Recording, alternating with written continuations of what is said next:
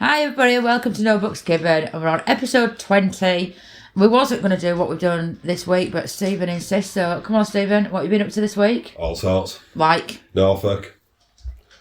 Well, Norfolk dipping sheep. Oh, that's fucking interesting. Everybody's going to need a bit of Norfolk. Yeah, loved it. Got some new deals going on, got some new contracts going on, so that's alright. We're off north, we're off to loads of islands, and we're going to go dip the fucking life out of them all. What have you been up to, Mac? Oh yeah, we were meant to say, we have got Mac here, the farrier, Micheal, who we had before. It's weird calling him Micheal.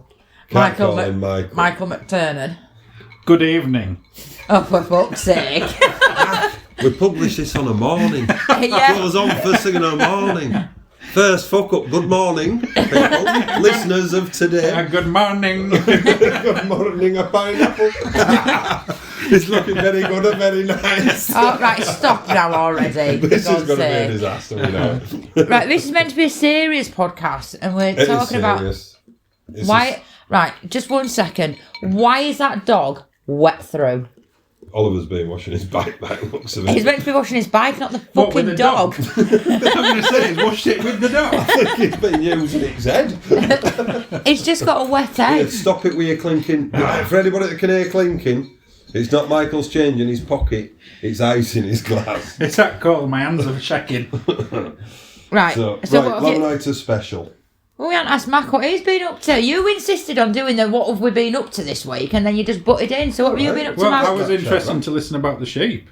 No, we put them in some water and some chemicals in the Like that dog, you've been dipping in. Yeah. They look good. So what have you been on with anyway? Busy? Just busy. Yeah, time of year. Crazy. Laminitis popping up everywhere? Oh, daily. Well, hang on, because that's later on, in a minute. We're on about what we've been up to this week. Alright, what have you been doing then? And fuck all. I've already answered that question earlier. Writing questions by looking at it. Yeah, writing questions. There's plenty for him. Yeah, well, that's all I do. Well, it's not all I do, but I'm the one what puts all the questions on and answers everybody. You don't, because you're not allowed, because you'd be too blunt. Yeah. We had the hair delivery. That was a bit of a fucking hold me breath moment. Why? Because I know I'm going to get, do you know how much our fucking horses have cost me? Fucking what, that were an expensive air delivery with that. But If anybody wants to try and guess how much that fucking tractor trailer load of air cost. How many bales were on it? 17? 17. And Oh no, 18, because I had to bring one back in truck because it won't fit on trailer. But thank you to Tom for fetching us it back. Much appreciated. Aye, because he'll be listening. Yeah. Whilst he's going round his ship. Whilst he's going around this ship. So, yeah, no, Tom fetched it back. That were a good do. Then we had a Chinese. Then we've had a Chinese tonight. Oh, we had a right Chinese with Tom, didn't we? And then we've ended up having one again tonight. Yeah. Mac's come back by popular demand with a rider. Like coffee, lemonade, and you've got to fucking feed me, otherwise I'm not talking here. All right. He thinks he's Dolly Parton now, doesn't he? Only turns up to a concert for £500,000 and some fucking bubbly. And some Chinese. Well, at least he's got a pint of lemonade and a Chinese. That's it, done. Yep. Cheaper than our Dolly. And a cup of coffee with bits in it, apparently. There's no pleasing some people. Right, anyway, let's crack on. So we're going to talk about laminitis. All things laminitis. That's the only thing we're going to... Well, it probably won't, because you two will veer off on about some other shit. We'll get onto some. Would you call it a special? You are special. You two are special. 100%. Special needs. You're special. It's a needs. laminitis special. Yeah. Right, so have you finished rattling your fucking glass? Oh, wait, I'm Sounds good. like you got checks. Jesus I'm Christ. nervous.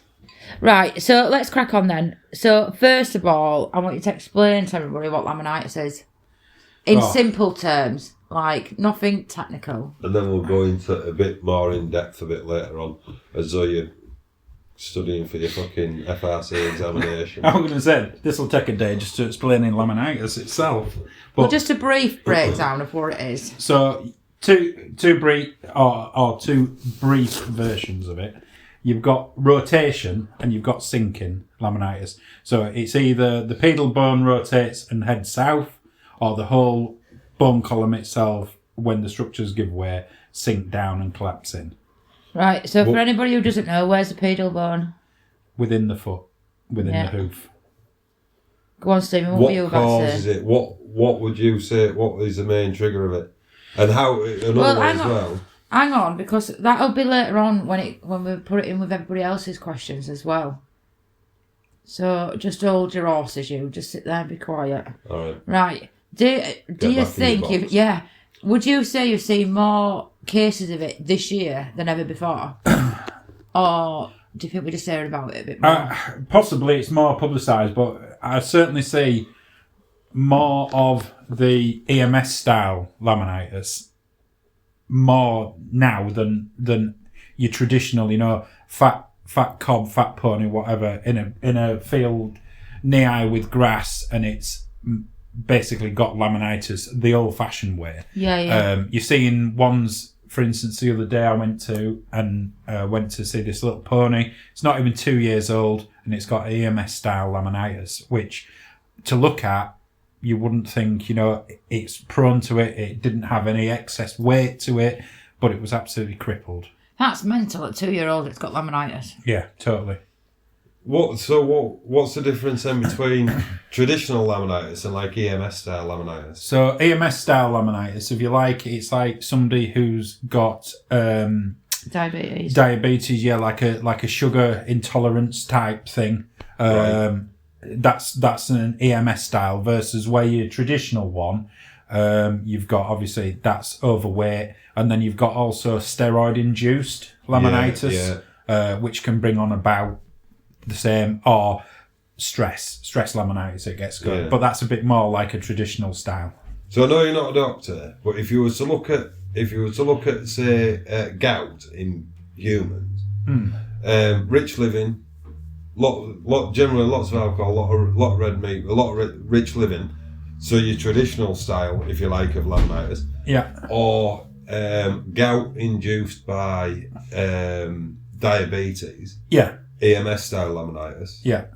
Is that how you would compare it? Is that what you would suggest? I know you're not a doctor, so yeah. Well, it's obviously to do with insulin levels, isn't it, and things and tolerance. The normal laminitis is build-up of toxins, toxemia and things, whereas this is obviously can be triggered by lots of different, factors. Right. Yeah. You happy with that? I'm happy with that. Oh, very good interrogated him enough over that one. So, what would you say people ought to look out for? Like, what are the early signs of laminitis? This one's a bit hard because traditionally it was much easier to spot. So, for instance, the crest, so on the neck, would go very hard, very rigid. It wouldn't move independently. It'd move almost like pressing, like a brick wall. It'd be rock solid. The eye sockets above the eye, which would normally be indented, often puff out and flare out. That's often one of your earliest signs with the crest. And then heat in the foot, increased pulse to the foot. And you just notice the horse will start, or pony will just start to stand under itself a little bit more behind and try and just like relieve its weight onto its heels in front. Yeah, so rocking back. Yeah, rocking back, or just, or its gait will go a bit short. When it's walking, it'll go choppy, basically. Just not level, not happy. That's a lot of the early signs. And then what does that, obviously then that develops into an inflammation, trying to think of the bloody word, but basically then it turns into laminitis, doesn't it? Yeah. And then the proper rocks back. Yeah. Very uncomfortable. That's it. Yeah. Shifting weight. Yeah. That's when it's in the chronic stage, the first 48 hours. So let's say then Doris down road, it's always Doris, thinks their pony is a bit laminitic and thinks, it's a bit off. Like, what should she do with that pony? First, if you spot it and it's straight away, get it inside, get it off the grass. Yeah. Get it in a well deep bed, like for instance shavings, something like that. Something it isn't really going to eat again. Yeah. If you've only got straw, then fine, bed it up. It's better to be on that than nothing.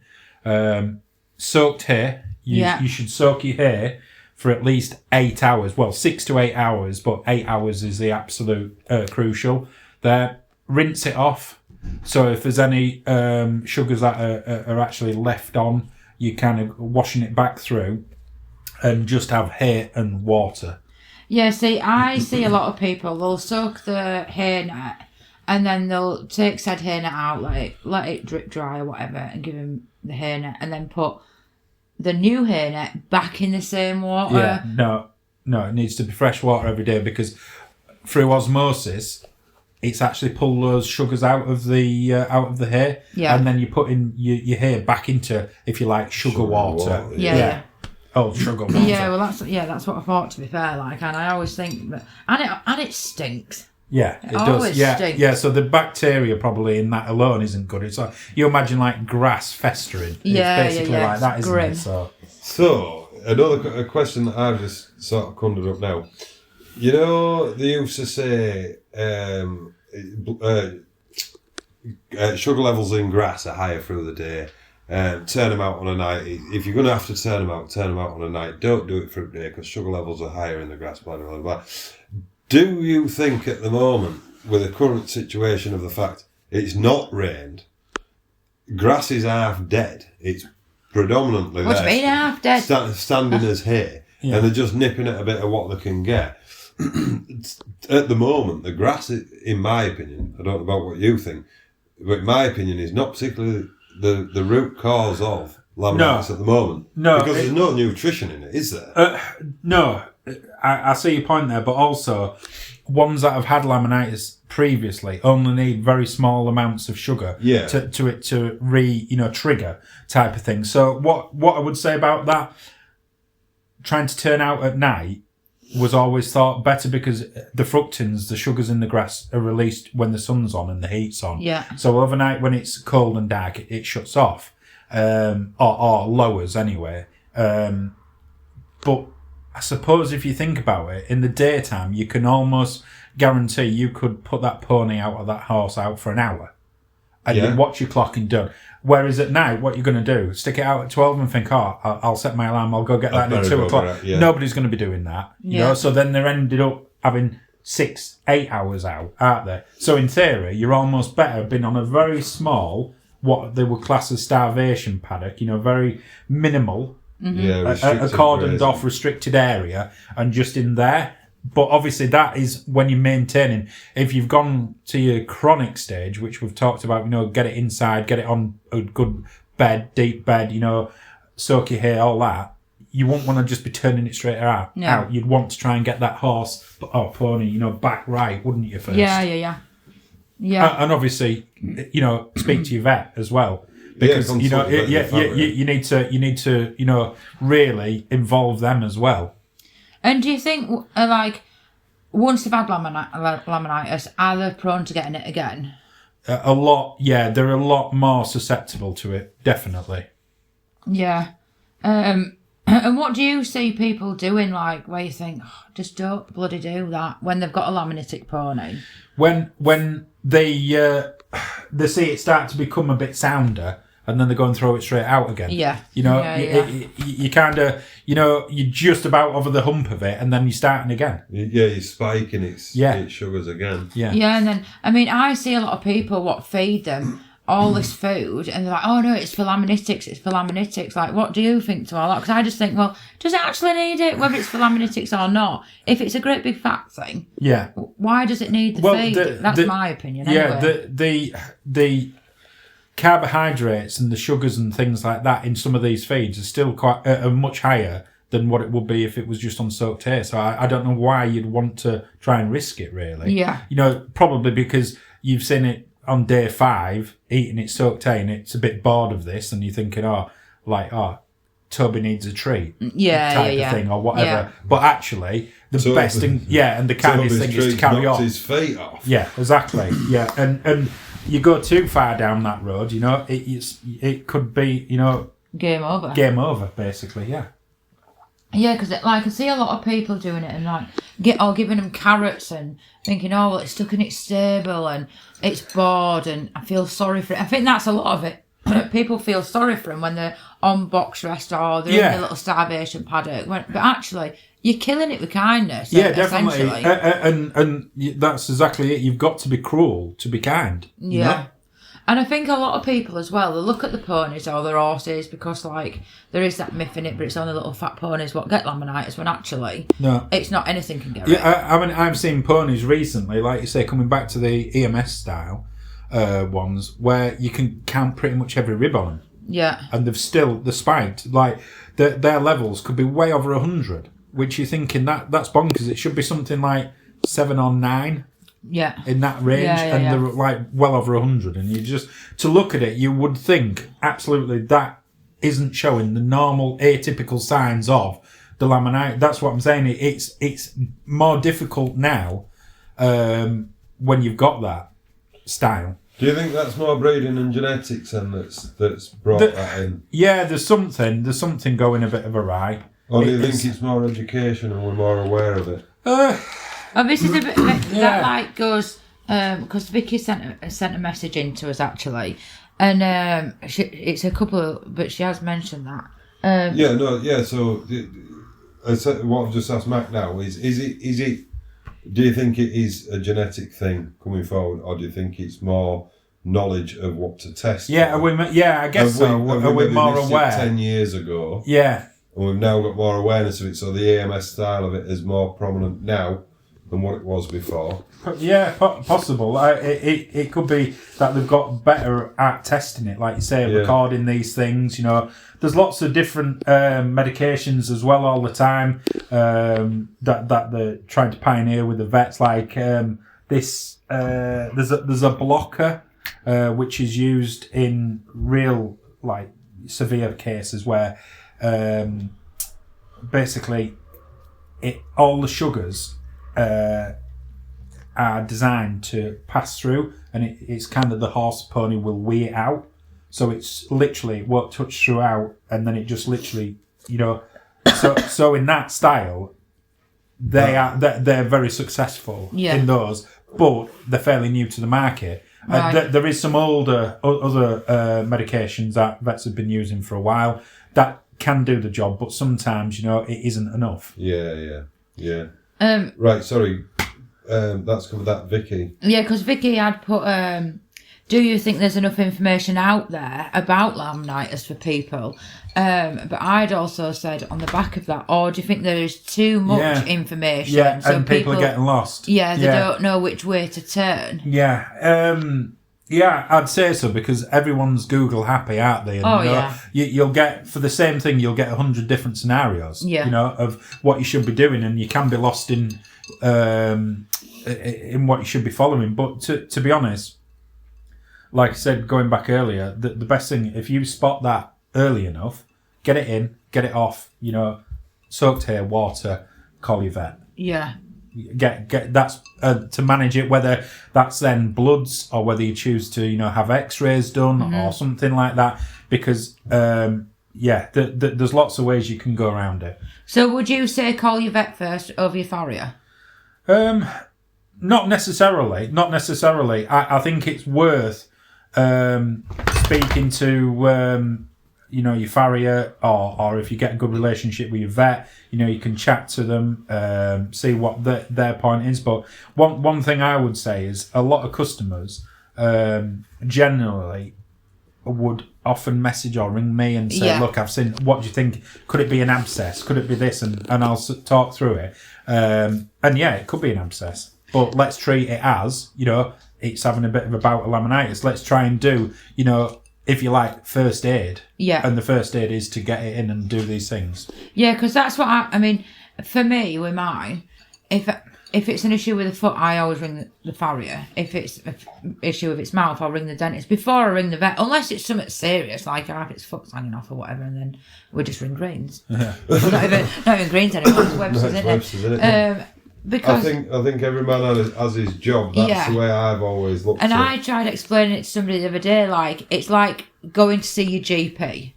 Yes. And then, like, that's your vet, and then you'll get certain people what specialise in other things, like we mentioned Rory a lot, he's a reproduction vet. I don't know, there's he's an equine gynaecologist. There's vets at Rainbow what specialise in lameness or specialise in colic and stuff like that. And then you've got your farrier, don't know, they specialise in feet and dentist's teeth and all the rest of it. And And I think people are very quick to ring a vet, but not speak to the farrier. Your farriers, I mean, how long do you train for? As near as damn it's 5 years, So, or you know. I don't know, they've trained for 5 years on feet alone. And I do think you want to ring your farrier, really, don't you? I would suggest your farrier first call. Max, But that's just me, though. Ring your vet. Yeah. But then, like... Once your vet's written EMS out, I'll come and do it for a laminitis. But there's some things we can't do. For instance, obviously we haven't got X-ray vision. We can't see what's gone on in that. Yeah. We also can't, just put a finger in its mouth and get its blood and say this is a level of whatever, moisture level says. And to be fair, like Susie has asked the question of, where is it? As a farrier, do you always recommend having X-rays? I think it all depends what's in front of you, really. Yeah, I do. I think, I think it's one option, if you want to go down that route as an owner, certainly, you can rule things out or rule it in, if you like, it'll either answer it or it won't, because one thing about it, if you've had X-rays done, you can definitely say whether the pedal bone's either rotated or sank. There's markers in that foot there that you can use and have a guide and a gauge from it. So I do think it is useful, but again, it's down to the individual. X-rays, I don't know, anywhere from, depending on how many, 250, I guess, to upwards from there. It could be 500-600, depending on, is it front and back you're having done, is it side, how far in are you going to go with this type of thing. So that's it. That's it. I mean, it's have you got the money to go for it, or is it insured? Would your insurance cover that? There's lots of different things. Yeah. Or would you go down your typical route of bring it in, wet your hair, do this, do that, do the other, try and bring it down and bring it back to being sound and go, actually, that's worked. A bit of a trim from your farrier to compensate for the laminitis that it's got. Bring it back, bring it down, and go, right, actually, there's no point in fucking X-raying it. It's come sound. Yeah. It's sound, right, okay, now going forward, we need to be aware of laminitis and deal with it. There is an element of that, and certainly in the past, that's what Horseman did. Yeah. It's not Vallegro, is it? Do you know? Well, if it is Vallegro, but I don't think it matters. If you love your pony, you love your pony, don't you? You're going to try your best to help it no matter what. Yeah. It's spotting those early enough signs. That's what it's about. But again, that also comes into the whole thing of horsemanship. It's looking at that horse, and realising, it ain't quite right. What's that? Let's go investigate it. It's knowing your horse. Yeah, definitely. Like, for instance, if it were my house, I know what I'd do, for instance. But not everyone's going to feel comfortable, or maybe they just want that professional opinion of, here it is. Yeah, well, Hippo had a bout of it, didn't she? And it lasted all 24 hours, didn't it? Yeah, only because she was a fat bitch. She went out and gorged herself. Yeah, she went out and gorged herself, and then and then she was just stood over there, and I shouted at him, and she started walking over. I thought, you're not right. Yeah. And I just shoved her in the stable. Like, you could stay there for 24 hours, and she did, and she come out, she was all right, wasn't she? She was all right. She made me realise she'd overindulged. Yeah, fatty. So another question from Susie is, how often should you have them trimmed when they have laminitis? Again, I suppose it all depends on the point, it kind of all depends on things and what cycle, but what I would say is, more regular, for instance, a 4-week trim cycle, 4 or 5 week trim cycle is probably a good one, because you're on top of it all the time and you're not firefighting, then it's not getting away from you. So typically, a horse will grow 3 times toe to 1 times heel. Yeah. But when they get laminitis, that then reverts. So they'll get like 3 times heel to 1 times toe, there or thereabouts. There's obviously a bit of a fine time because some horses or cobs will grow a lot more foot, some thoroughbred will hardly grow much. This type of thing. But realistically, they will grow a lot more heel. So that's what pushes forward the toe, which gives them that Aladdin slipper effect. When you're looking at it. So you want to be on a regular trim cycle to spot anything. So I'll go through all of Susie's questions actually just one second. So well, you're saying that they grow more heel and so on and such that. So it sort of reverts. What causes that? Is that because of the stance that they take, or is that because of the increased blood flow? It's what happens within the foot. So you've got AVAs, arteria, venous, and anastomoses. Right. Okay, so when they close off, basically what happens is the front of that wall, if you imagine, they are like fingers that hold the wall, and from the hoof wall to the wall. the hoof wall, The hoof wall. to the pedal bone. You imagine you've got like interlocking fingers. Yeah. So what happens is when those bonds break, Yeah. the AVAs, and then they're starved off, they then basically pull away the tear. Right. So that's why you see that blood and serum and things like that in the toe when it's coming out, because it's of all the damage within that hoof. It's a separation. And is that what then lets the pedal bone rotate or jump or which way it's going to go? Yeah, because those fingers, interlocking fingers, if you like, which is the horn tubules and things that are holding, they imagine that lose the grip, and they actually then, with the weight of the horse, then pulls and starts to tear away and things. Right. That answered your question? You happy with that? Yeah? Right, so... Put me in my fucking box. Yeah. Yeah. You sit there on your chair and be fucking quiet. Like, you were ready with another one? No more now. I'm done. So Susie, actually, her daughter's pony has got laminitis. She's had it for a little while. And it has got... she sent me the x-rays. I think it's got a 5% rotation. Yeah. It's 2.7 mil off the sole. Have you seen them recover from that? I've seen them a lot closer than that. Right, okay.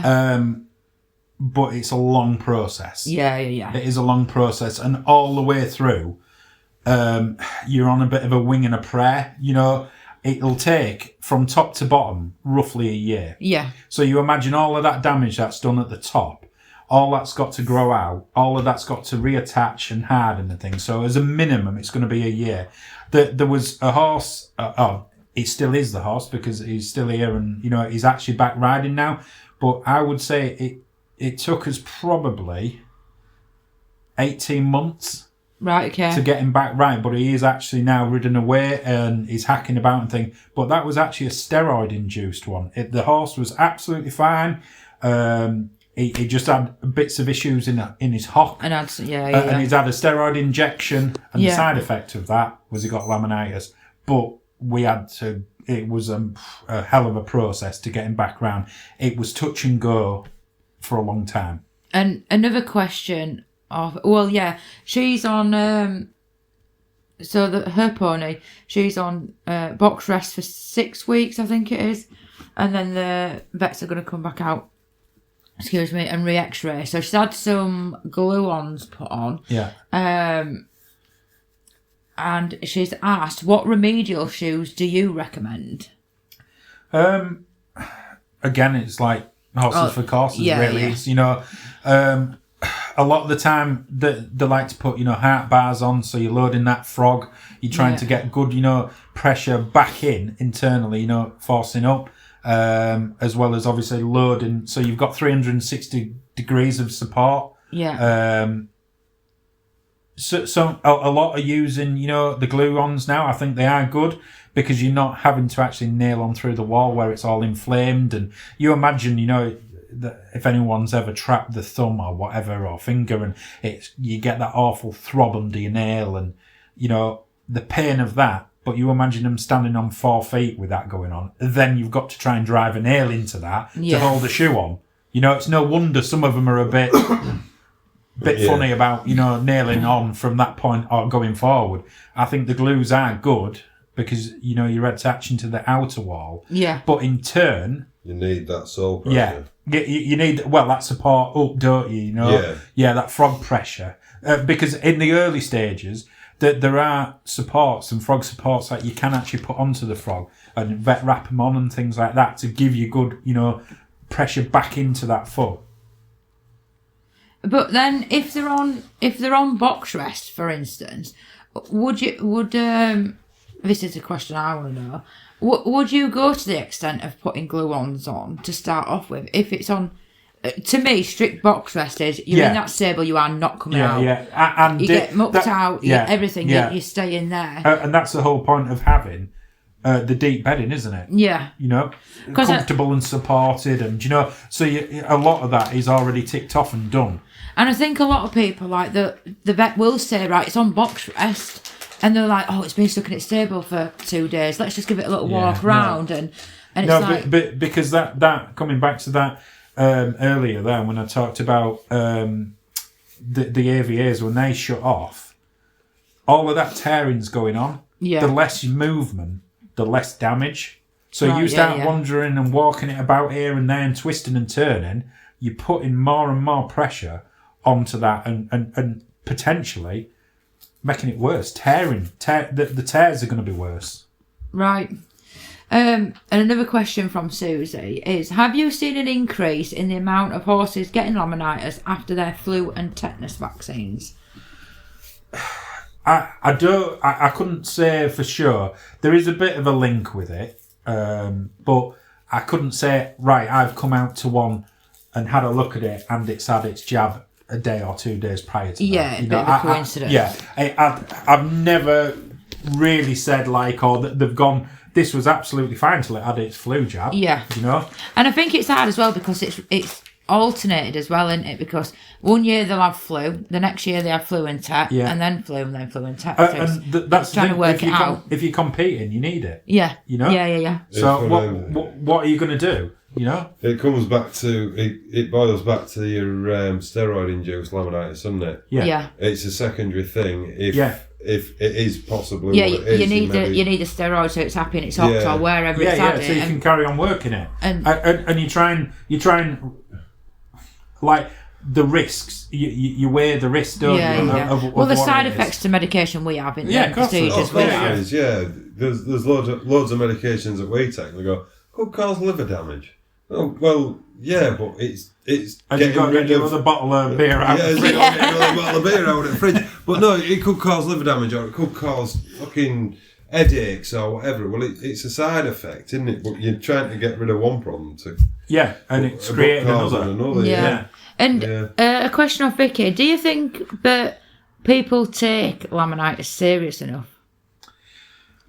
I think in some stages, no, they don't.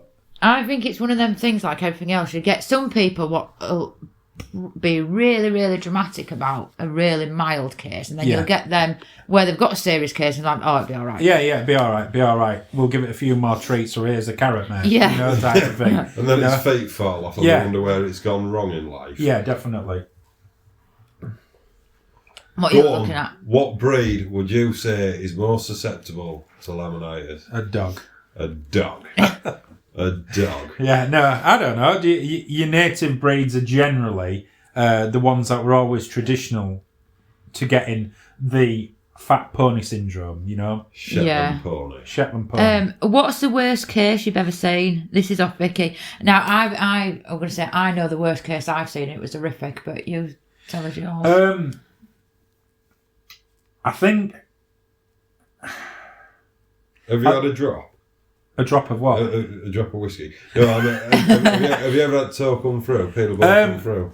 Have you ever seen it? I have seen, yeah. Yeah, and I have as well. I was just thinking that I went to go look at this cob, and she said, "Oh, he's just not quite right. Is this, that, and the other?" And he was in the shed at this point, or in his stable, converted shed. Not garden shed. No. Well, it could have been. I think it was a bull shed actually, but it was anyway. So I've gone into it and I've said, just hoof pick it. Got all of its shit bedding, all mashed into its feet, and I'm sort of scraping round. And front, did one front, went to the back, did that, and as I scrape, I was like, oh, this is Houston, we have a yeah. And it was there staring at me. It was the pedal bone. So I quickly spoke to the vet that they use, and I said, pedal bones through behind, this, that and the other. I know you were going to come in a day or two. I think you need to come sooner than that. Anyway, he came and he saw it and he actually ended up putting it down, later on. I think within an hour and a half of me being there. And what foot was that on? It was on a hind. Yeah. Because they can get obviously front and hind or just one. I was going to say, this is it's like another thing what people believe as well, isn't it? But they can only get laminitis in the front feet. Yeah. It's because predominantly the horse carries 6% of its body weight on its front. Yeah. So generally the fronts are the ones that they will show the laminitis and things like that.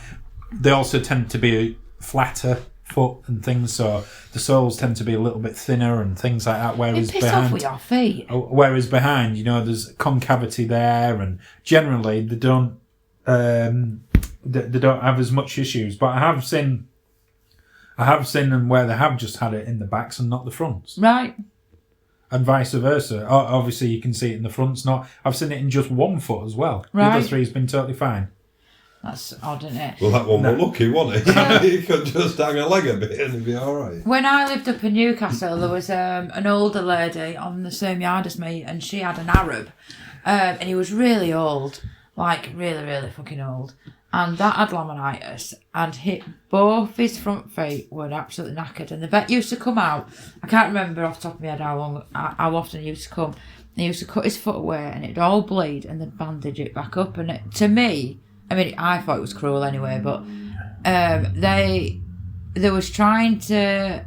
I can't remember off the top of my head what they was actually doing, but it was almost like they was trying to see how long they could keep it going for, whether they was doing it for like research purposes or whatever, because this is going back over 15 years ago. Yeah. And he could literally walk out of his stable and across the yard, which was just 12 foot, let's say, 12, 13, 14 foot, not far. And then his bed used to come right up to the door, and it was a ramp of shavings. Fuck knows how many bags of shavings were in there. For him to go in, and he'd go in and lay down, and that's how he'd spend most of his life. Jeez. And I just think, that's at that point, life, is it? Yeah. It should have just been put down. Yeah. The blood, what used to come out of its feet, every time, vet and farrier used to be there, sawing it out and then bandage it all back up, and he'd hobble back in. But surely like infection and, chances and risk of all that. Yeah, exactly. What was they cutting it that far back to do? Try and relieve internal pressure? I don't know. Or is that some kind of barbaric thing that's been moved on from now? Because this is when I was still up in Newcastle, so it was well over 15 years ago. 15 years? We've been together fucking 16, 17 all right. years. Well, over 20 odd years. Yeah, probably about 20 years ago. 20 years, yeah. I couldn't answer it really. I wouldn't say that was the right thing, but obviously they must have done at the time, or was it because... Was it something else that you maybe weren't aware of? Quite possibly. Yeah, because I haven't really known that. Obviously you get ones where they'll have hoof wall resections and things like that, but that's normally done under full veterinary, clinical, and it's done in an operation. No, it was definitely laminitis. That's what That's what he had, and that's what they were dealing with. I don't. Yeah. And they used to be out all the time to him, like constantly. But anyway, let's... Oh, a question has just sprung to mind there for me. Them boots that you fit, them what brand of boots are those now? There's several different brands of boots. Do they do any that are sort of supportive for laminitis? Yeah, you can do. You can get inserts to them and things like that. But yeah, definitely. But a couple of ones are great, like the... For instance, I'm just going to say, one that I've found really good with the laminitis is one called Equine Fusion. And they are a softer type rubber with a nice padding inside. So it's far easier, obviously, to have a pair of those on than nothing at all. Yeah. And we've had good results with those on my own customers, as well as people who's had me in and fitted boots for them and things. They've been brilliant. Would you advise that then over anything else? Like shoes? again, it all goes round. I think that's more for your ones that have maybe had laminitis and keep getting laminitis. For instance, little bouts of it. And basically, you're trying to make that pony, horse, whatever, comfortable or as comfortable as you can when it's having these reoccurring bouts. Right. So if you've got a pony then, for instance, what's had a bad case of laminitis and then you get him back sound and everything's hunky-dory, like what would you advise for people to do with that pony going forward? Wherever possible, obviously exercise is great. Yeah. Limit the amount of grass or intake or whatever feed, cereals, keep him on a maintained diet, speak to a nutritionist, different things like that. There's lots of ways around it, but certainly diet and exercise is going to be the two big key factors. I think... Weight. Yeah, weight, as in... the bloody weight down. Yeah, constant. Yeah. Don't just think, we're over that now. You can go back out in that 10-acre lush field type thing. You've got to keep the weight down because all the weight's bearing down through its bone structure and its pedal bone and its foot and everything such as that. Yeah. And all that lot's been damaged that's holding all that structure together. Yeah. And Do you agree with that? Yeah. Yeah, I do. And I think like anything, once there's been damage there, it's easier for it all to start again. Yeah, and I think a lot of people now as well, they're like, oh yeah, I've exercised, it's worked hard. You've been on it half an hour, it's done fuck all. A horse that's in full work is ridden twice a week. Yeah, which is bonkers. That's mental. I mean, back in the day, horses used to work 8 days a week, and they'd be grateful, They never got fucking laminitis. They never had time for that shit. They didn't. No, They used to put it on the back and strap it and go. Yeah, but they do, don't they? They'll take them in the arena for half an hour and go, oh yeah, they're done. Oh no, definitely. Like going back to horses when they were worked, their day off was pulling the family to church on a Sunday. Yeah. That was their day off.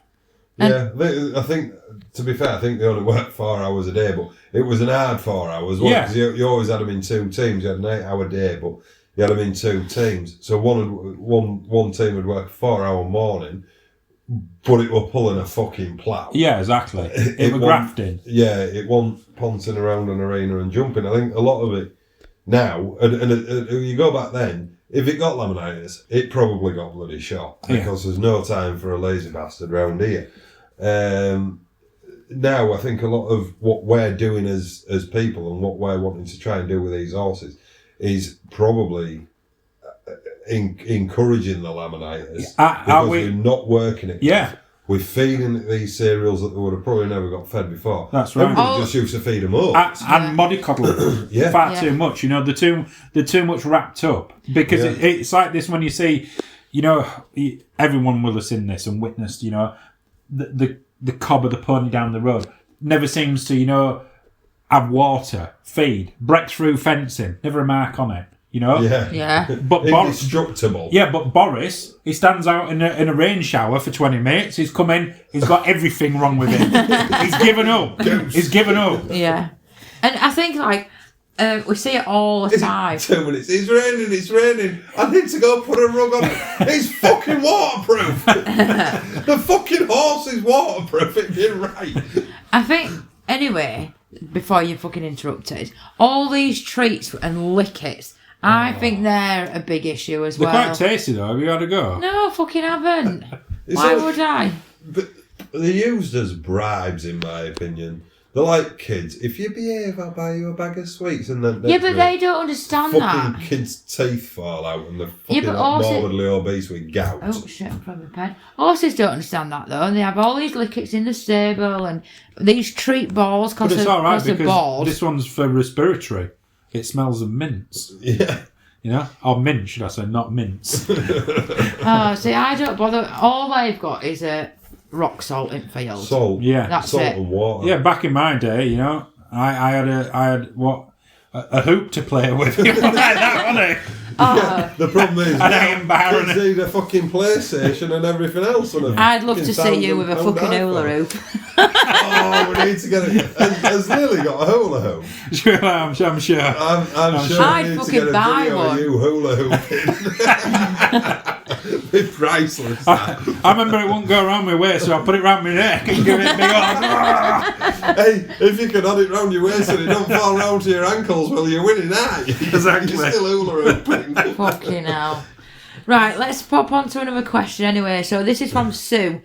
Is that only from Sue? Yeah, I've had 7 questions from Sue. I think No, that was Susie. Susie. I think Susie. Susie's Oh. interrogating. I'm going to say. She'll have big fucking bright light out next to us. No, this is from a different person called Sue. Ah, Right, so she they're... dropped the Z. Yeah, it's not Susie, it's just Sue. This Right. Sue has not got the Z. Right, shut up, you. Their pony has got laminitis again for the 3rd time this year. It started in March. They've been very strict with it. Started again last week. Was having 20 minutes on grass with a muzzle on, soaked hay, no treats. His 17-year-old Connie Gelding, bloods are fine, normally fit and well. What's the issue there? What's going on wrong with that? Hang on, just let me get my crystal ball out. This is one of them jobs. I don't know. That's obviously something reoccurring, isn't How it? long You know? she had it? A long time. Oh, she's owned it a long time. And how old is the pony? 17. All right, so it's in that kind of age category where, you know, things like EMS and things really do, you know, start kicking off. Yeah. So it'll be everything from, you know, how its digestive system works to, you know, there's lots of variants all the way through. But by the sounds of it, she's doing pretty much what she can, or you know. Yeah. But its bloods are fine, Mac. Its bloods are fine. Yeah, its bloods are fine. Oh, its bloods are fine. Well, I don't know. Was it what way were wind blowing that day? I couldn't answer that one really. You know, it's a difficult We need one. answers here now. We need answers. Oh, Sue's asked. Well, Come on. like you say, bloods are fine. It's got it. I don't know what else. Stumped you that one, hasn't it? What is it? Shoes on, shoes off. What did he say about that? It doesn't say out about the shoes actually. Right. It just says, but it's on soaked hay. 17 and Connie Pony Gelding. Bloods are fine, normally fit and well. Ah, that's why. Well, it's a Connie. It's a fucking Connemara. I like Must Connies. have been left where it is. No, I like Connies actually. Do you know what's good?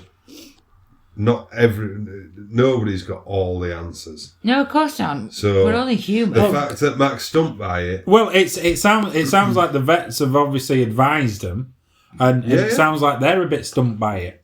If they've done bloods and the bloods are back fine, and this, that, and the other, what is it? What's causing the reoccurrence?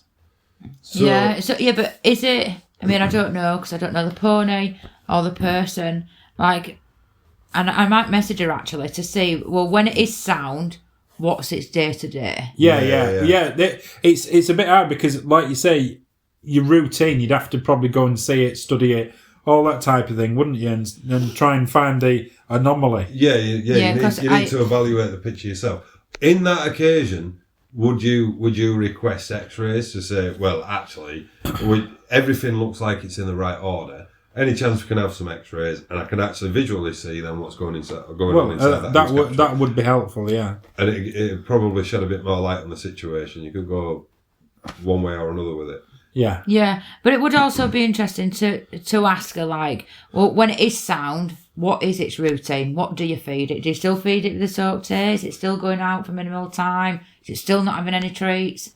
Or is it a case of, I'm not saying it is because I don't know. Yeah, like how often is it ridden when it's sound? Yeah. What is its work pattern? How many days a week? There's lots of things, to see going forward. Did it take you to church on Sunday? Yeah, that's it. Yeah, If it didn't take you to church on Sunday, God never blessed it. Yeah, because the thing is, like, I'm not saying she does because, like I say, I don't know. Is it a case of it's sound, right, let's work it, right, we're working it, we need to give it feed and it needs to be out longer and it needs it's here normal, not soaked now and whatever else. Right, have you got next We're one on up? it. We're on it. You need to find it on there, Sam. Well, why have you had it in your hand? You two talk amongst yourselves then. Why have I had it in my hand? Because you wanted it. But you need to find which one you're on about now because it's so we've got so this is from Sarah, and she said there is research to suggest trimming is part of the problem. Not that farriers will agree, but my own personal experience with Lammy definitely points towards something other than diet being the cause. So I just said, in what way, as in the way the horse is being trimmed? And she's put, yes, making feet conform to standard shapes and ideals. When that slowly altered the shape of the hoofs may well cause a pedal bone into a positive position. It's not an immediate thing, it's gradual, consistent increase in heel height and reduction of the toe, I assume, trying to bring them back under themselves and using the limb to divide where the foot needs to be rather than the balance of the hoof. Do you want to read that for yourself? So that I think I kind of got the gist of that. So I know she was saying about it, being caused by trimming this, that, and the other. So what's the suggestion there? Don't trim it at all? Because at the end of the day, any farrier that's going to be worth his salt is going to assess that horse the moment you come into it. You're going to look at it, from the front, look at it from the side. You're going to assess its angles. And I'm not being funny. If it's got a lot of heel on, your farrier is going to take that heel down. Because if you think about it, it's only physics. The higher that heel goes up, the more that tip of that pedal bone points down further and further. You lower that heel, it puts it into a better angle. Better, flatter position. Yeah. I think what she's maybe getting at there is trying to conform a foot to be perfectly even, pointing in the right direction, going out absolutely uniform, where yourself, I know how my boots wear myself. I do actually break out straight out my toe, but that's the way I walk. Sam walks out with the side. Is that why you've got an hole in your sock? That's because Oliver's chewed on it. Speed. That's ventilation. No, I do walk perfectly uniform, perfectly straightforward. Yeah. But when you look at Sam, she breaks out with the side. She walks on her hands. Okay, now. Do you know what I mean? She rolls out with the side of her feet, whereas you look at the wear pattern on my shoes. Them fucking shoes that you've got on have never been anywhere, so we don't know how you break out. But you'll see in your work boots how you work. When you go put a brand new pair of shoes on, you've then got to wear them in. And I think that's maybe which way she's going about that. Yeah. Letting the horse go the which way it wants to go. I'm just wondering, are you a paid sponsor for Windsor's shoes or something? Why is that might be different? So, yeah. I mean, she has put... All right, Michael. Last orders.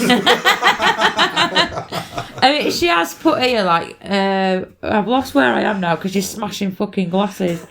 I'm not saying farriers are wrong because they are following what they have been taught. So, I mean, she's not blaming farriers, obviously, but it is a case of you want all your feet to look the same, don't they? Well, a lot of people, and they don't. Yeah, as much as relatively. If you can pair a horse up and balance a horse, the level of its knees, the level of its pasterns, the level of all that goes on all the time, because you don't want one leg to be, say, like you've got a flat foot and an upright foot. You don't want them to be out of kilter. You want to try and work, as best you can, but. The thing is, I would say the most important thing is making your horse pony comfortable, especially when it's got laminitis. That might be doing the bare minimum. Yeah. That might be just trying to literally, like you say, on a 4-week cycle, a quick nibble a heel off. Don't touch the toe at all. Try and keep that solid, Or next time you come along, its toe started to skew up, but its heel's fine. Take a bit of toe off, Read the situation. Each one's totally different. Yeah, trim it to how it wants to be. Exactly. Trim it to how it needs to be. Not... And is that sound? You don't want to go overboard and really rip-roar it back and trying to get it absolutely perfect, because in doing so, if that then can't walk for a fortnight, what good is that? No. You've hindered it. You haven't helped it. What's Sam reading now? I'm just reading the last bit of a message of what Sarah's put on, because she's put because I have to say I have had a suspicion for many years that what we believe causes lammy is only secondary to something else. We've both gone fucking silent there, haven't you? It is secondary. It's secondary to something like EMS or or secondary to a steroid injection. So, for instance, cushions. Let's talk about cushions for a sec. Plush ones, feather ones, things like that. I've got loads on my bed. So, cushions, right, is an imbalance from the pituitary gland, which sits at the base of the brain. So that's for the horse or pony when it tells it, to drop its coat, grow its coat, things like that. That's why when you see these little ponies, or traditionally style of ponies with a great big woolly coats on them, in summertime, it's because their pituitary gland is completely screwballed. It's all to do with hormone release and things like that. Often, they will be put on Presend, which levels them, balances them, this, that and the other. Secondary to that, and the cushions itself, the condition, often they end up getting laminitis long term. So that is secondary to it. But it started. Everybody's always said that cushions and laminitis correlate together. But then, like you're saying, they're being put on a medication. To cure the cushions, which is then causing laminitis. Over time, or the actual cushions itself, But it's secondary again, isn't it? This is what. There's a lot of things. It ain't just laminitis. There's a lot of things that can come on secondary. And it's a bit like when we're talking about when we said about the EMS style and like when people have insulin problems, diabetes. It's like some people can be absolutely fine with sugar. Others can't touch any sugar. It's all different formats, isn't it? Bit of a stab in the dark, right? And we might have fucking broken strides here. Do you reckon that you could give a horse insulin then? And it would... I know you're not a vet, you're a farrier. But do you reckon that you could give a horse insulin and combat the sugars, get it to process the sugars faster? Well, that medication, like the metformin, is a version, isn't it, of that? Is it? Yeah. All right. That's why it's given it. It's basically human... insulin. Yeah. Maybe they ought to have one of them... Which, again, is all from the pancreas, isn't it? Yeah. So... Maybe I thought I could have been a millionaire then. I was just going to ring vets up and say, give it some insulin, you'll be all right. No, we're just going to be skint forever, Stephen. Maybe they ought to start putting them dials on like what people have on their arm. Monitor things. Oh, actually, that would be interesting. Yeah, that would actually be interesting to see. So going back to that little pony I was telling you about, I think it's literally only just turned 2 this weekend, right? It's already had a couple of bouts of this already. Right. This year. Okay. And what breed is that? Just a Shetland Heinz 57. Oh, right. It's I don't think it doesn't go back to the King's Troop breed or anything like that. Listen, Max, all right, I couldn't have your bullshit. I knew you were. You'd started. I'm just curious. That's all. Is it a fucking Shire or is it a Shetland? Shetland pony. Right. Pony, okay. Right. So, but that would actually be an interesting one. When you're talking about these monitors. Yeah. Because some of the time it's fine, and then it suddenly just goes off, spikes. Right. So something like that, an early deterrent, warning system. I wonder if that's Libro fucking blood sugar monitor that Drid had. Yeah, well, they're just human ones, like what they put on their arm and stuff. Yeah. It monitors your blood sugars all the time. Is it a mare or a gelding? Just out of interest. It's a filly. Could it be something to do with hormone related then? Yeah, when you asked that, I was just going to ask. It could be like seasons. Yeah. It could. I don't know. Because I mean, they tend to get laminitis more through the summer, don't they, than the winter and. Yeah, but obviously you can't rule it out in winter as well. Oh no, yeah. But yeah, like you just said, they're in season through the summer. I wonder if it has got something to do with coming into season and what have you. Well, hormones obviously play a massive part, don't they? They control not everything, but now and everything, don't they? And they start fucking changing. Yeah. And at 2-year-old, then there'll be a lot going on in there hormonally. Yeah, of course there will. Well, I've asked all my questions, what I've got wrote down. Have you got any? No. I think we've covered everything. For a change, I aren't getting fucking slapped again with tubulars and fucking links and shit. Outsmart me, bastard. I saw his eyes sink back in his head when I said arteria, venous, anastomosis. I'm like, whoa! I'm a Google and shit. I didn't even made it up. But the funny thing was, I don't think he has made it up because he didn't start stuttering first. It is funny though, it's Stephen, like, if he starts pissing you off and you start throwing big words at him, it's just like... It just clamps up. Yeah, it does. Yeah. Like, if I'll get in there early before he starts giving me this about shoes and Windsors. And I'm like... Because if I'm ever up there and we're on about horses and it's pissing me off, I just throw big words at him, he's like, oh. Like, fuck off, bastard. I'll go now. Yeah. I'm gonna Google actually. I'm gonna fact check this podcast on ChatGPT. See how much bullshit has come out. You with. and ChatGPT are best mates. Well, I think it's been good though. To be honest, good debate either way, and different sides of the situation. I think relatively, hopefully this has opened, people's awareness a bit more. And to be honest, I would say the main important thing going back to is, like you say, if you spot your pony or your horse slightly going off, get it inside, get some hay soaked, get it water, monitor it, ring the vet, or speak to your farrier, get everyone involved a bit. Oh yeah, but don't get everybody involved because this is no. When I say everybody, I mean two. Oh. Yeah, you're betting your farrier. I don't mean your saddle fitter as well, and This is because this is a problem on a lot of yards. They'll ask 10 different people. They'll get 10 different opinions and take a little bit of each opinion and run with it. And it's like, just pick your person and listen to that person. Yeah. I feel that's one big thing.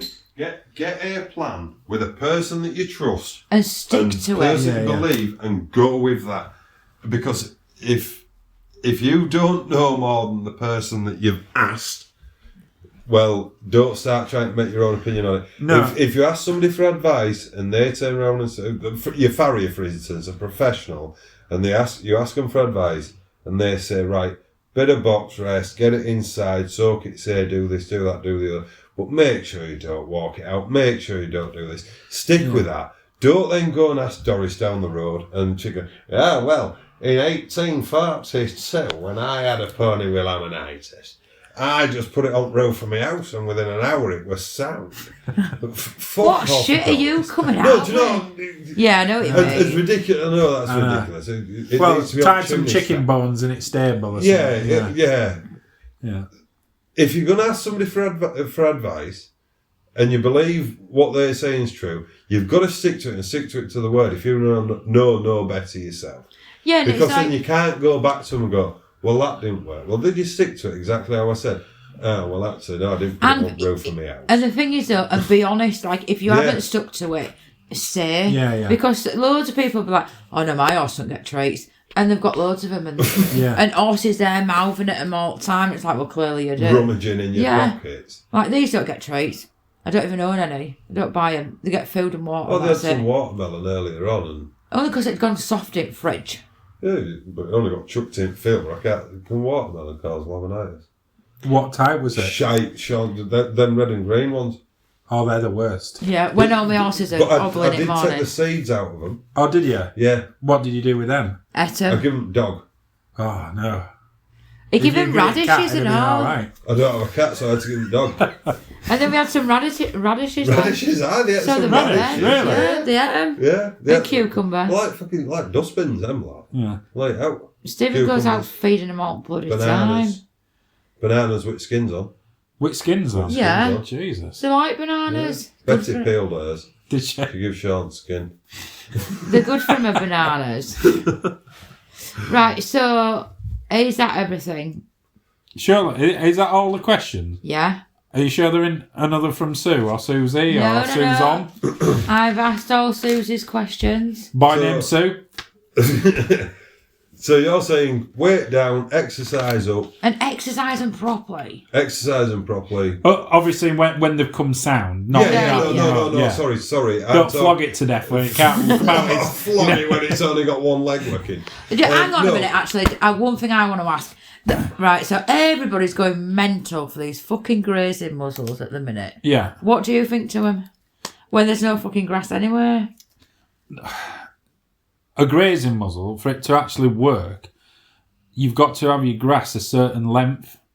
Right. So it can actually go into it. Otherwise, all it's doing is rubbing its nose on soil all day, isn't it? What good is like that? Like a little truffle pig. Yeah, literally. Yeah. The only thing I think it's preventing it from doing is fucking biting. Yeah, it is Hannibal Lecter mask on it, isn't it, or something? Yeah, because I see him with grazing muzzles on. I'm like, but why? You've got no grass. Yeah. It's like ours. And then in turn, that's no good because you've got to keep a certain amount of, food going through the gut to keep that all moving properly and things and, Can you remember how many hours it is when a horse comes hungry that it starts developing stomach ulcers? Because if you're putting a horse out with a grazing muzzle on it can't... It's not very long. No, it's not very long at all. I think 6-7 hours, something like that, or maybe even less. I think it's less than that. I know a pig is 4 hours. After, it can maybe eat at midnight, let's say, and it'd be full. It'd be empty by 6 o'clock,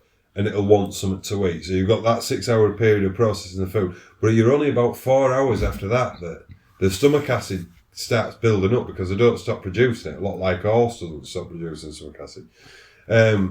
Within 4 hours of 6 o'clock, so 10 o'clock in the morning, let's say, it would start. I think all horses won't be far off the same. Yeah. So if it's coming out and can't eat, yeah, it needs to be able to eat something, even if it's just just to keep its gut happy. Bit of soaked tea. It needs to be eating something to keep that gut cycle. Well, going, saliva. I was absolutely gobsmacked when I learned this. A horse will produce a day roughly about 10 litres worth of saliva. Well, it's got to do if you think about it, because it's eating fucking dry grass. Yeah. And in turn, you're eating dry pasta. Well, yeah, Connie will be listening to this. That's what Connie eats, is fucking dry pasta. She lives on dry pasta, does Connie. There you go, Connie mentioned you this week. And part of that is also to protect the stomach because it lines that stomach and wants to stop. You think that one's there truffling about, rubbing its mouth around the floor and so it's not really getting out, not going in the stomach. Yeah, exactly. No, it's German trip. And what do you think to mixing the hay with straw? What do I think? Yeah, like in the hay net, do you not slow them down with the feeding and stuff like that? Would you suggest doing that or not? You get a lot less nutrition out of straw, don't you? You do, but that's more like if it's dried, isn't it? What are you going to do? Do it both and soak that or something, or just soak the hay and put a bit of straw with it, or what? Let's say they're not on soaked hay anymore. They're on normal hay. not. Yeah, because they're not going to be on soaked hay forever, are they? No. Hopefully. Well, yeah, I know some that just keep them on it because preventative. Preventative. Yeah. Prevention's better than cure, isn't it? Because, I've done it a few times when they just bloody eat loads of hay. Bulk it up with some straw. Bulk it up with straw, yeah. That's often for greedy ones, though, isn't it? That you're wanting to, We've got plenty of them out there. Yeah, that you're not wanting to, have as much and things like that. But a lot of horses, if you can get hold of oat straw, they love it anyway. Yeah. They'd almost choose to eat that over hay or whatever. And another, I think a lot of people are obsessed as well with the hay. It's got to be green, really nice, soft hay. Whereas like that, what we get, it's a bit stalky in it. It's got a bit of everything in it. And do you think that could be any issue with all this laminitis job? But the hay's too good. Yeah. I mean, people are wanting really good hay, but then because you look at it and you're automatically drawn. If you saw that in a stack and some lovely green hay versus what looks like stalky sticks, type stuff, you're gonna go, oh, we'll have a bit of that. Yeah. That old boy that we get that hay off, he comes out with a good point, because that hay that we get is Ing's hay, so it's got a bit of everything in. Yeah, it's a bit traditional style. Really nice. And I love it. It's good stuff. Yeah. He said, you won't go to a restaurant and just buy a load of pasta, would you? Ask for a plate of pasta. He said, which essentially, if you're getting say ryegrass and clover as a hay, that's all you're getting is pasta and a bit of fucking sprinklings on top.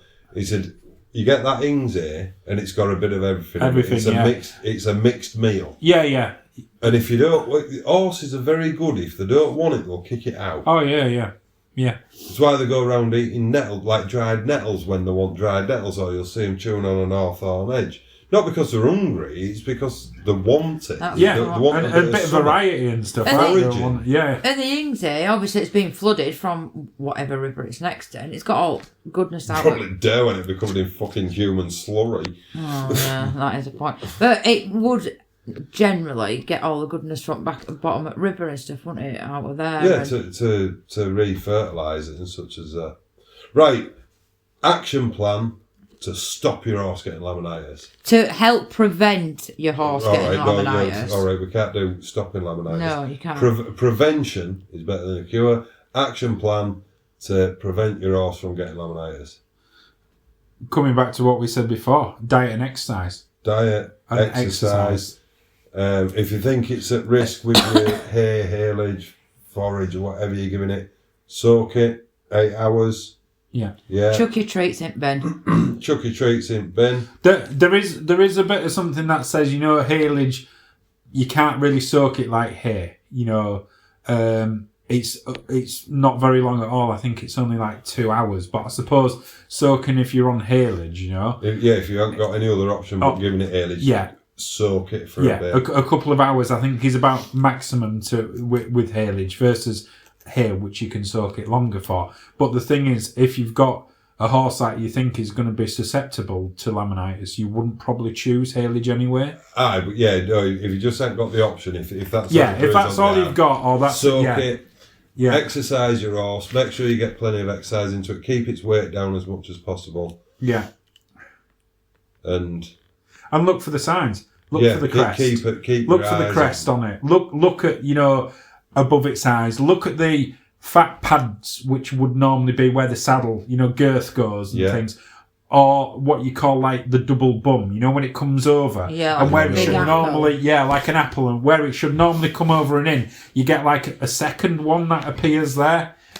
Things like that. Overall, actually become aware. Look at things. Look at horses, or even examples online. It'll show horses ideal, and then it'll show horses that are a bit lean or too lean versus horses that, and it'll point these things out. Yeah. Make yourself familiar with it. Look at all different types and breeds and get a good understanding of it. So you become good at spotting these things straight off. Yeah, I think a lot of people now they don't want to. Not that they don't want to, but they maybe haven't got time to learn, and they won't just sit and watch their horse walk around field for 20 minutes or whatever because they haven't got time. But in doing that, or spending 5-10 minutes watching it having a pot around field, seeing what it's up to, you can see how it moves on a day to day. So then you will notice if it's a bit off or whatever else. Yeah. And watching others, and I don't think many people do that really. Know how they should be going, what is normal to their own horse. Every horse is different. It'll always act different. It'll move different. Blah blah blah. It's like you say. It's realising what each individual animal does, isn't it? Yeah. Because I'd be able to notice if something was off with them out there, but I like you wouldn't notice. I would. I'd say vet bill. Fuck, something's gone wrong. No, but you probably would with Betty. Or Hippo or Sean, but the others you wouldn't. Like Daisy and Belle you wouldn't. Probably open. Alright. Not yet, they've got kids on them. They have babies. Yeah, but you wouldn't notice if they're all wrong with them. No, unless it's leg were hanging off. A fine example was the other week I came home, pulled in drive and I thought, Hippo don't look right. She don't just look happy. Something wrong with that. So I pulled up in my truck, wandered across field. What's up with Hippo? It's wrong side of fucking fence. Couldn't get back. But it wasn't carrying on, we just stood there. Yeah. But you could tell by looking at it. It wasn't happy. Yeah. Something ain't right there. Yeah. You don't go in house and go, it'd be alright. Went back and got retrieved her. Don't get me wrong, she hadn't quite gone in dike, but she was close. It's just noticing them really little things, just how she was stood holding herself. You think, that ain't quite right. But you do notice that from studying and watching them. But I think I even mentioned this last time I was on. This all comes down to being a stockman, a stock person. Yeah, do you know? Doesn't matter whether it's a horse, it could be a sheep, it could be. Do you know? You just notice these things, don't you? Yeah. You know, if they're just not quite, where they should be, or a bit out of sorts, as in, why is that stood there over in that corner by itself when others are here? Well, let's go and see this, or what the hell's it doing there? It looks like it's dragging a leg a bit. I better go see that, or and then you get others that could walk past. It could be laid like your dog on the sofa with its legs up in air. And they wouldn't have a clue. They'd think, it's sunbathing. Oh, that's normal. Do you think someone's up with my dog? Well, it could. That's how it sleeps every night. The fact Oliver had washed his motorbike with it earlier. I think his jaw fuck under like That's how he sleeps every night. It does? Yeah. Jesus, like an upturned boat. Yeah, that's how he always sleeps. I bet you dare tickle his teeth. His teeth. I thought you were going to say something else then. You wake him up, he will be fucking mad at that. He does sleep like that all the time. He'll get boil on if you touch him. It's funny. But yeah, going back to the whole keeping an eye on them and learning how it moves and all, and like horsemanship, do you not find though it seems to be more of a novelty kind of, I've got a horse. Like Of course. More now than it was years ago. Yeah, definite. Yeah, so do I. Definite. Like, not many people, obviously. Once over, people used to grow up around it. Yeah. And become experienced and be around those people. And now it almost feels like... I've got a horse so I can do my TikTok video. Yeah. Or And that's I've got just this mental. job and I've got a bit of spare money. I've always wanted to own a horse. Yeah. type of I thing. know somebody who bought one. She's never owned one. She she used to have riding lessons. And she was a lovely lady. But she You're not on about Jess, are you? No, I am actually. Jess will be listening as well on her way back home from holiday. No, it wasn't Jess actually. This lady learned how to do rising trot, and then she was like, "Oh, it's my birthday, I have to go buy an horse." So she bought this horse, and couldn't do anything with it because she bought a ringer. And it's like, why did you do that? And she was like, I've always wanted to own one. I'm like, it's not an hamster. It's a great big massive animal. You need to look after. You don't know what you're doing with it. It's scary, really. When it's almost to the point where you think horses, you should have a license. Yeah, actually, yeah. I agree. And you've gone and done the basics of whatever, and this type of thing. Yeah, I totally agree. But anyway, that's a whole nother conversation, and we've been rattling on for ages. So I think it's time to one bit of advice for everybody, Stephen. Kill them all. No, fuck off. Right, go on, Mac. keep an eye on them, and exercise is my thing. Well, exercise isn't a thing for me, but exercise your horse. Don't I'm going to exercise say me. you don't do any exercise. I think that's your biggest thing. Keep that weight down, because a lot of your problem starts with weight bearing down through its foot. What's your bit of advice, Matt? Ditto. No, you can't. You've got to feel. No, you've got. My advice. Don't feed it sugar cubes. Yeah. You know. The other thing we haven't actually talked about yet, which is going to be the big thing. Oh, you might have another baby, are you? Oh, you just wait. Twins. No, it's. I'm going to say, if you think it's bad now, you wait till this rain eventually comes. Yeah. It's going to be like the apocalypse of laminitis. Yeah. It's going to be like everywhere, isn't it? Yeah. That was one thing I was going to say on the back of the drought of your ground's fucked now. Yeah. Wait till you've got all that nutrition stored in the ground waiting to go. Not here, we aren't. It's a fucking desert. It's a fucking desert. When We've have got we got all any that roots? nutrition stored there waiting to go. If that grass isn't burnt off entirely, when it rains, it's going to flurry like because basically the grass is in survival mode at the minute. Basically, a very nice bridge provided. But we're going to be up shit creek, aren't we? Once this. But we do absolutely need the rain as well, because I've never known hooves suffer like they have in this drive compared to totally harder than concrete. I'm putting stuff on mine like daily. It's not making a shit of difference. Chipping up, just chipping up for fun. Yeah.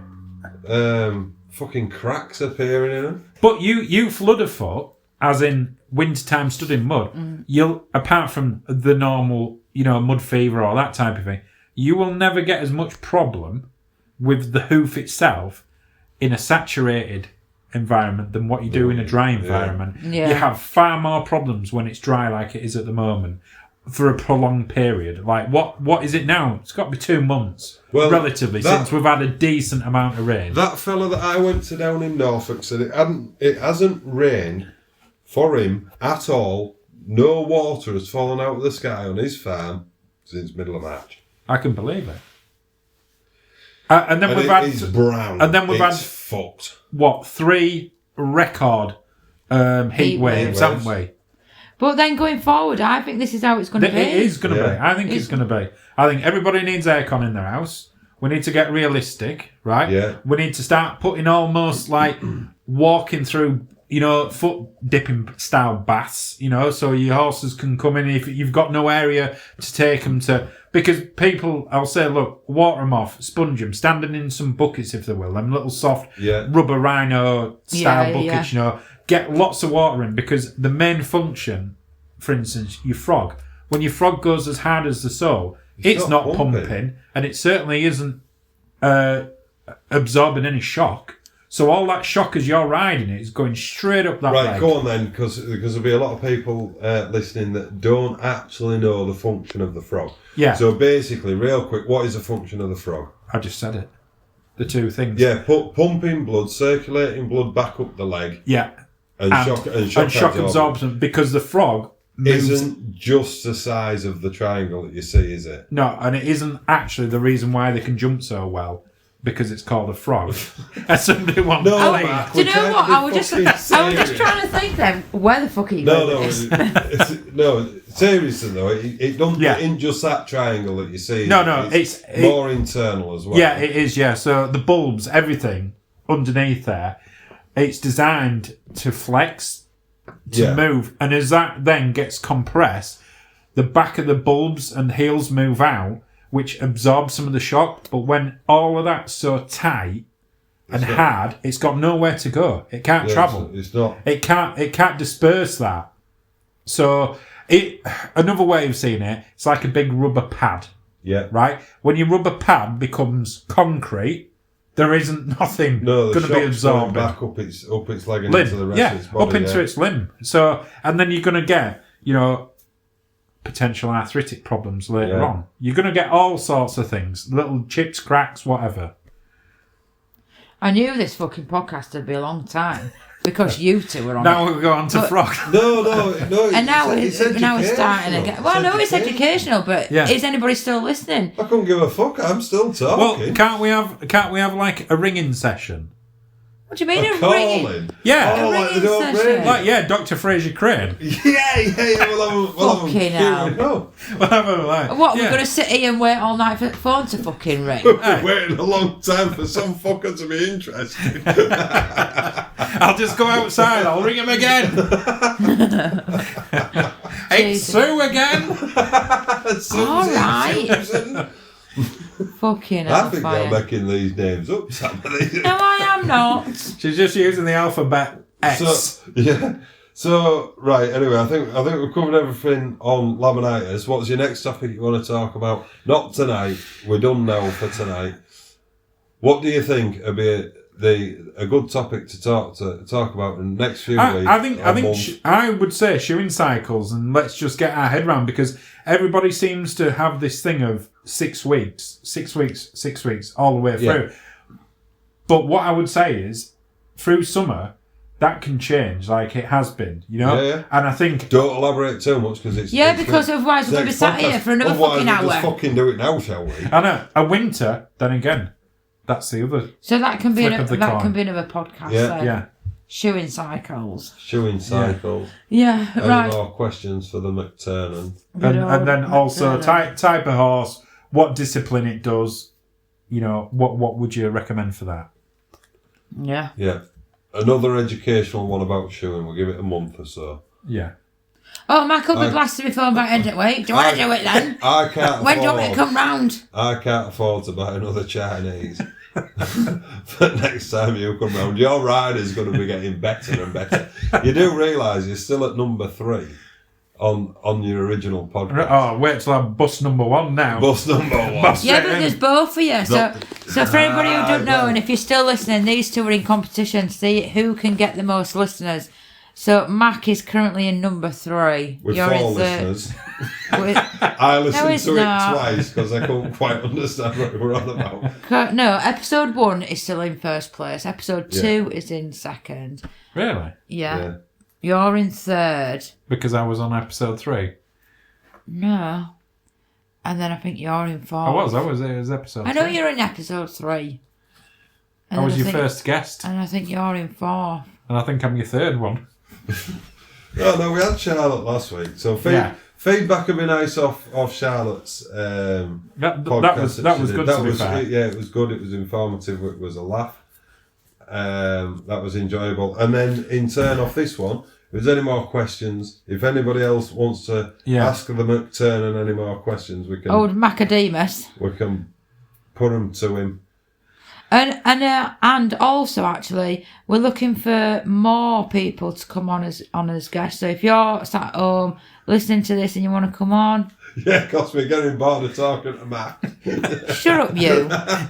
Then drop me a message and let's meet up and have a coffee and a chat. It's all right. Just throw a few big words at him. He'll panic. Yeah, he'll be getting his phone out for Google. Let's throw something at you. Why the fucking farriers never answer the phone? We're too busy. Busy. Far too busy. Yeah. What? Laid on a sun lounge or somewhere. Right, anyway. Right, shut up, you. Right, so we'll call it a day at that then. So remember to like, follow and subscribe. It's not £10 a month, so shut your mouth, Stephen. It is if you just... I'll send you my bank details. No, it's getting boring now. You say it every time. Don't care. All fan mail. Oh, my fan mail. Oh... Where yeah. is it? No, we're not doing. No, because I need to record it. So Stephen has actually got his first fan mail through. Only because No. What happened was PO box is full, so they've now had to start bringing it to my house. So I will give him it tomorrow. Actually, so I'll let you have it tomorrow night. Oh really? Shut up. And I'll record it, and then I can put it on the page. Right, so remember to like, follow and subscribe. Drop us any comments or messages on what you thought of this podcast with Stephen and Mac, or Michael, whatever you want to call him. Oh, you're here now. Well, I am. Yeah, I'm here every week. I don't go anywhere. Let us know what you want us to discuss, and if you've got any questions for me, Stephen, or Michael. It is really weird calling you Michael. Proper Michael. weird. No, it's not Michael. It's Mac. Then call me Micheal. Sounds kind of Spanish. that's what you're in his phone as. It's fucking my shit. Put in Micheal. And then I think Michelle Brown. I think she's in as Michael. Yeah, I think they are. Right, and then I'm gonna go because these two are gonna start yabbering again, and then you'll get bored even more. So I'll say bye for now. Say bye, everybody. It's goodbye from him.